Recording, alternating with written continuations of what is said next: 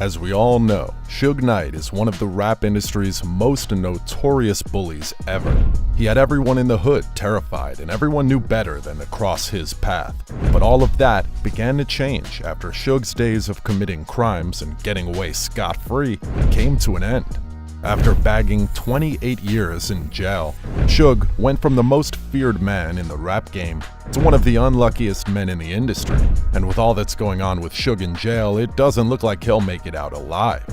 Keep watching till the end of this video to see what's really happening to Suge Knight in prison. Trust me, you don't want to miss this.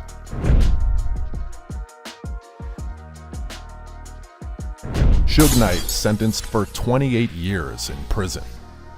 Suge Knight's downfall began on January 29, 2015, after he crashed his vehicle, which cost the life of one man, Terry Carter, and left the other, Clee Sloan, with severe injuries in his ankles and head. After numerous run-ins with the law, there was no way Suge Knight would walk out of this one easily, especially with multiple witnesses and surveillance footage as proof that he, in fact, committed the crime.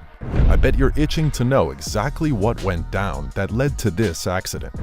On that fateful day, Suge pulled up with a Ford Raptor truck at Thames Burgers in Compton and made his way down to the set of Straight Outta Compton, while movie production was still in progress.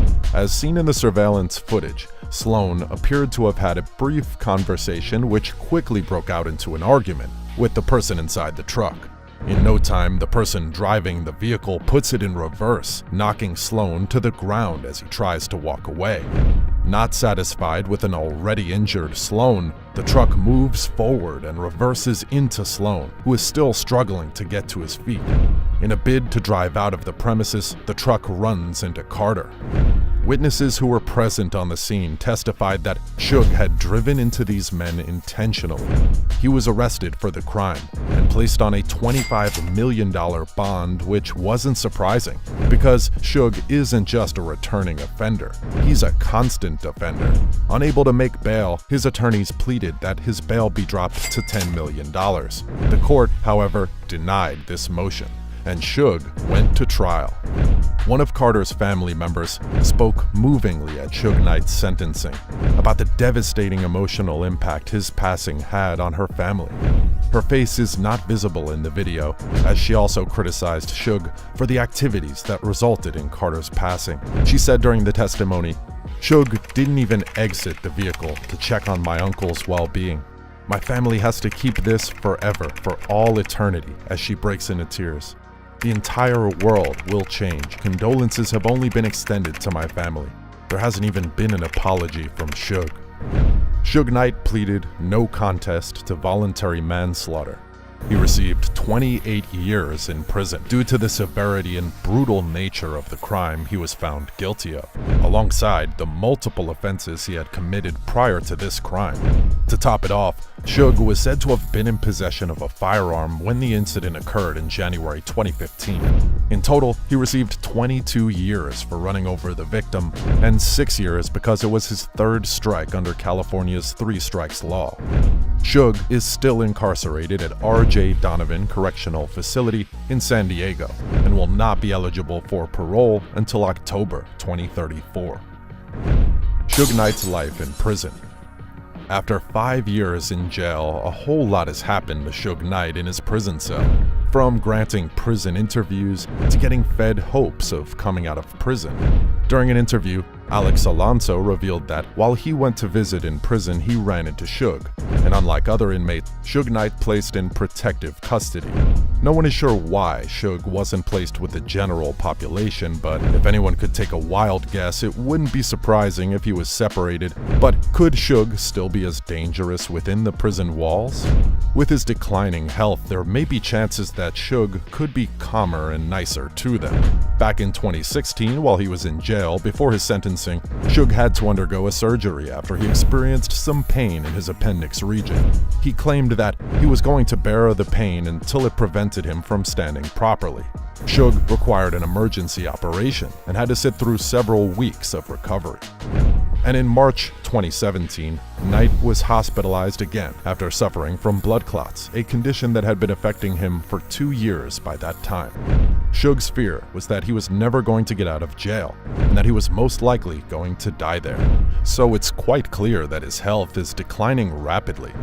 Although Suge was worried about dying in jail and the authorities were more concerned that someone might kill him, Suge didn't want to be alone in prison. So he decided to do his best to take someone down with him, and he chose his former partner, Dr. Dre. In his first interview from jail, Suge revealed that Dr. Dre had set him up and went as far as hiring people to kill him. According to Suge, the police had told him Dr. Dre hired the man who shot him 7 times at Chris Brown's pre-VMA party 6 months earlier in the summer of 2014. Dr. Dre, we've been really good friends for years. Matter of fact, I know his kids, he knows my kid, and I was told that he had paid some guys to harm me, Suge Knight testified. Believe it, because authorities do lie. So I went up there. I was going to talk to him and say, hey man, I'm not going to react to what authorities say about you having something to do with me getting shot or paid somebody to get me killed. I just want to make you aware. They are saying this and putting it out there. However, Dr. Dre denied these wild allegations. Given that Dre has had zero interaction with Suge since leaving Death Row Records in 1996, we hope that Suge's lawyer has lots of malicious prosecution insurance, Dre's lawyer said in a statement. Suge Knight's previous criminal records. It's not surprising that Suge has been referred to as the biggest bully of the rap game.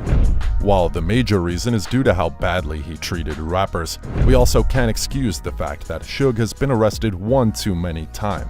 Long before becoming a music executive, he already had issues with the feds. In 1987, Suge had his first run-in with the law after getting arrested for assaulting his girlfriend at the time.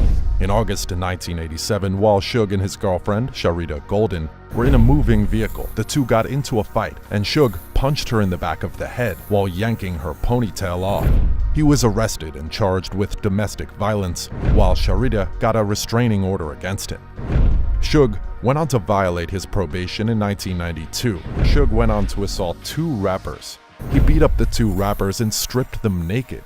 They pressed charges, and by 1995, Suge was sentenced to 5 years probation.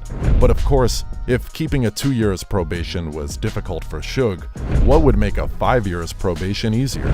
Again, Suge violated his probation. So by 1996, just a few hours before Tupac Shakur was shot and killed, he beat up Orlando Anderson, a Crips gang member.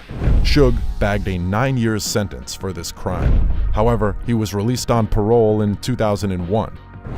That's the end of today's video, guys. If you enjoyed this video, make sure to subscribe for more content. Thanks.